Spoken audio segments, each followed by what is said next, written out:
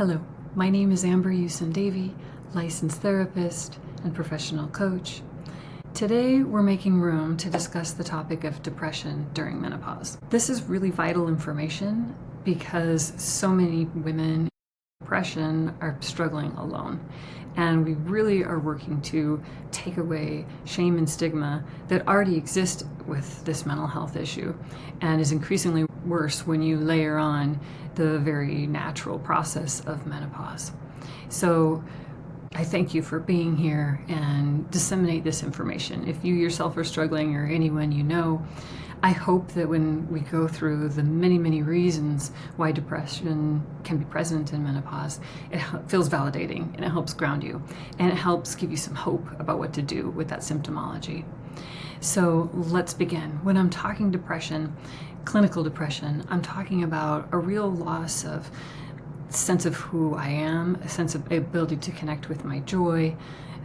At times this might be very evident in a person. We might see them not showing up, not participating, not taking as good care of themselves, and this goes on for at least a couple weeks, could be a lot longer. And sometimes, though, this is more of a masked depression, where the person on the outside looks quite highly functioning, and we maybe have no idea. Maybe they're the one who's showing up with the biggest smile or the ability to reframe and be there for everybody else or do profound caretaking, but inside is really struggling. So this one in particular is for all our sisters, so that they feel seen, that they feel supported, and we're able to tune in and perhaps with a little more clarity about what might actually be going on.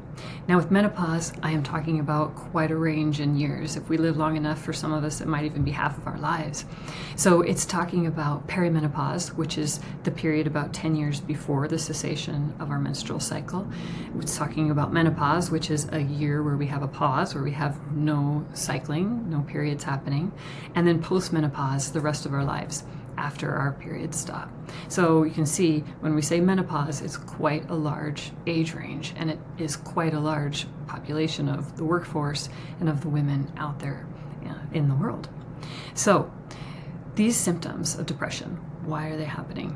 I'm going to give you 10 reasons here today, and there's even more. This is just a starting point, and in fact, if you have more you want to add to this, please leave comments or connect so we can build this information together. So let's start looking at it through a biopsychosocial lens. And if we think about our biology first and foremost, since we are human vessels using this body to understand the world, let's look at serotonin. So in menopause, our levels of estrogen and progesterone drop. And as estrogen drops, so does our levels of serotonin, because estrogen enhances our serotogenic pathways. Okay. Now, the next thing, dopamine. Estrogen helps regulate dopamine pathways. Less regulation of dopamine when we have less estrogen. And with that, we're going to notice a decrease in our motivation, a decrease in our energy levels, those types of symptoms. Also affected is GABA. GABA is really important as a modulator, kind of the brake, if you will, helps us rest, helps us sleep. And so when we have a drop in our progesterone, it decreases our GABA function, our ability to moderate some of those receptors. Brain structure and function. Estrogen is neuroprotective, so we literally have changes in the density and function of our neural connections. This is especially important in our amygdala and our hippocampi, which are responsible for how we interpret the world and help regulate our moods. So when we have less estrogen and progesterone, we're going to have a decrease in our mood regulation. Also, an increase in inflammation. So a decrease in estrogen means an increase in our pro-inflammatory cytokines. Any time of rapid changes in estrogen, we're more susceptible to these mood variabilities and therefore depression. A couple times during our monthly cycles, after giving birth or having been pregnant, after hysterectomies, and definitely during menopause. Particularly strong during perimenopause, where we have a lot of fluctuation in things being even, things dropping, things being even, things dropping. Our system is trying to become better regulated and modulated. So moving on, cognitive challenges. Okay, we do know that our executive functioning skills take a hit during perimenopause and throughout the rest of the menopause cycle. All this is, though, is we need to be adaptable. We need to go through the grieving process of, okay, I'm not going to be able to hold 50 million things in my head in the same way, nor am I going to be able to have the recall or the visual memory that I once had.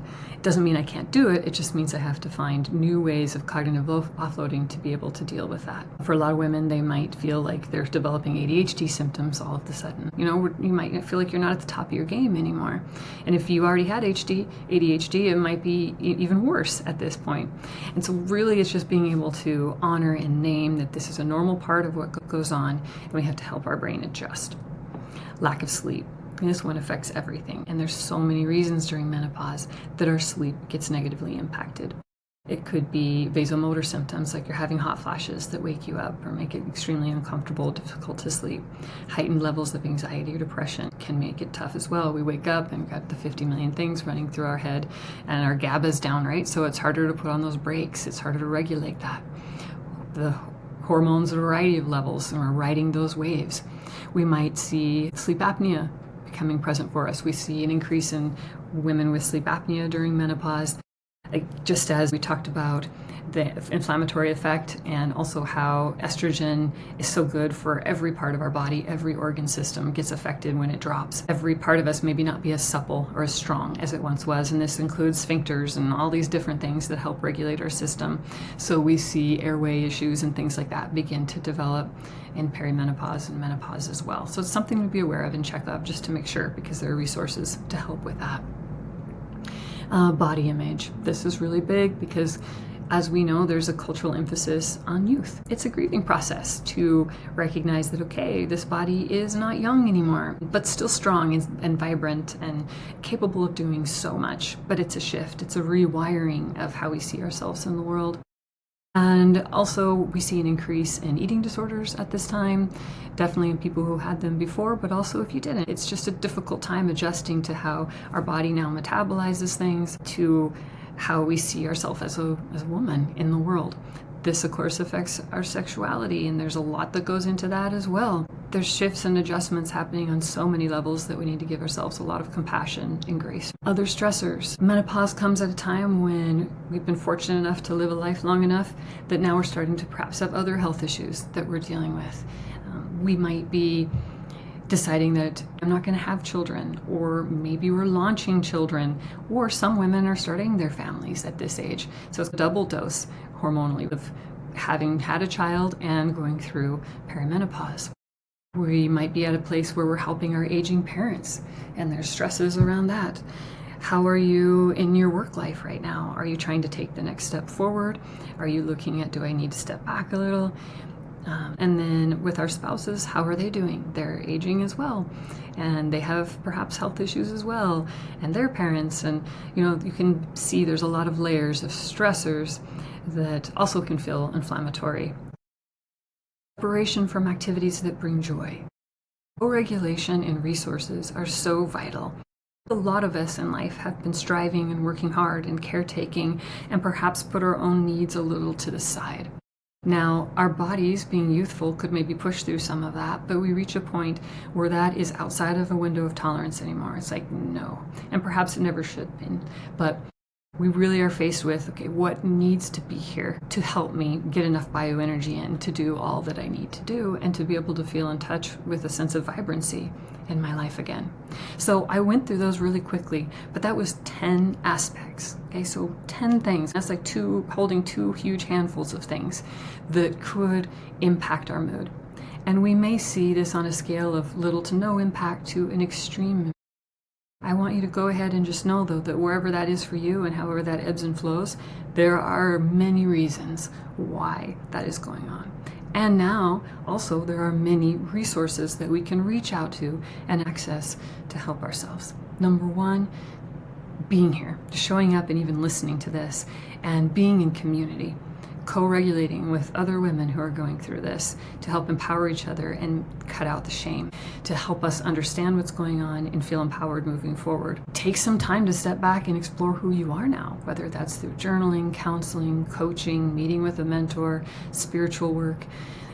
It is a reorganization of ourselves as a human being in the body and in the world, and in relation to all that we do. Non-negotiable activities that bring you bioenergy. It is time to write yourself a prescription for the things that fuel you. And I say it's non-negotiable because everything that we do takes bioenergy. Even thinking and emoting and loving and all of those things, the good and the bad and the in-between. So it is not negotiable at this point to not do things that help give us the energy to be able to show up for ourselves and others in our lives. Our gut health. You are what you eat. And it becomes increasingly important at this time that we get the protein, the fiber, and a multitude of other things that our guts need. That's where a lot of our serotonin takes place. And so if we're having irritable bowel, we're having upset stomach, we're having dis-ease in our stomach, it's time to listen to our body and figure out, okay, what do I need to do to help fuel myself properly at this time? That may involve meeting with a dietitian to learn what's called for now for you. Again, perhaps that's a non-negotiable. Movement. Now, I don't mean you have to go out and run a marathon, but through my primary lens as a therapist, when I'm thinking movement, I'm thinking bilateral, side to side, which is the way our body literally digests information in the world, helping ourselves process. So it's vital for mood regulation, for hormonal releases that help us feel alive and vibrant, and it's good for our bones and our muscles.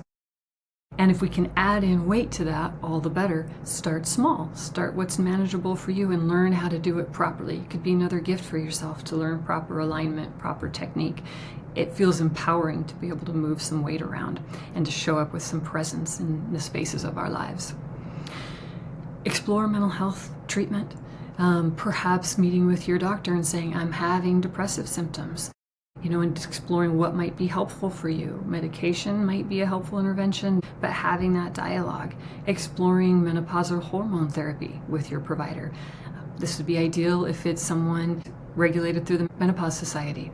Somebody who will listen, somebody who will key into your symptomology and help you track them, help you initiate that if appropriate. MHT is not for everyone, but if it is, monitoring that for you, because what's right now might be very different a couple of years from now. Sleep.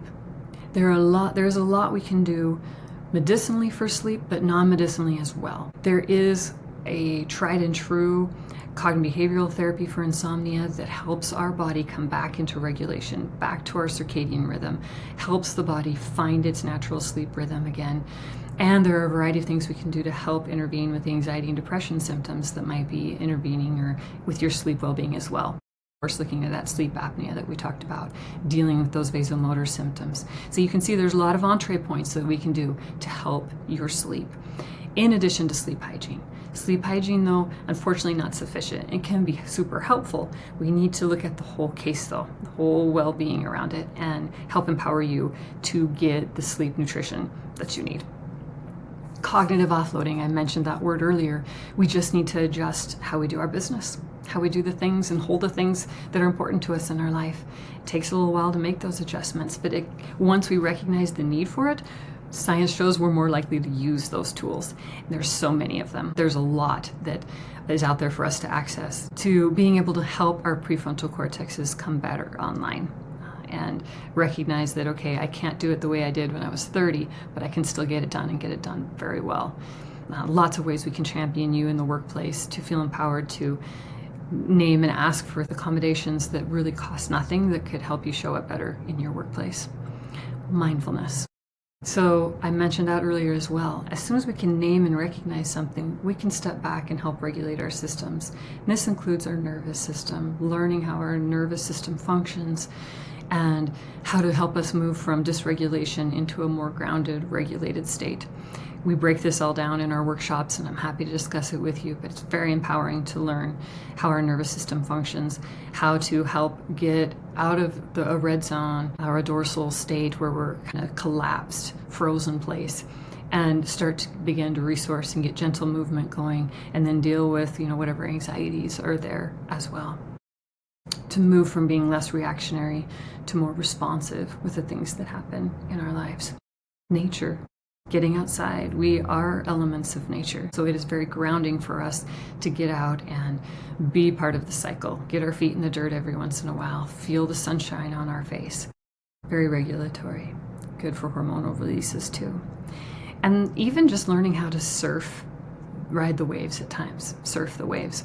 Hormones dump, and if we don't feed and fuel them, oftentimes if we can give it 90 seconds, they'll disperse. That quick, burst of cortisol can just course through and release. But the problem is a lot of times we feed it and we fuel it with thoughts, thoughts that are not true about ourselves, like I'm not as competent now. I have to control or think of every worst case scenario to make something okay. These are metacognitions that are simply not true. And I can't do that. I can't think of every worst possible scenario and somehow find a way to deal with everything. It's not possible. And thankfully it's not, because I'd go crazy trying to do so. But when I can identify, oh, I'm doing that. That's my metacognition, or that's my nervous system, afraid and kind of going crazy. That's a part of my perimenopause. When I can name that, and I can breathe, and I can step back from it and just let that wave ride, I can feel centered again. These are some of the tools. There's so many, and they're so individual.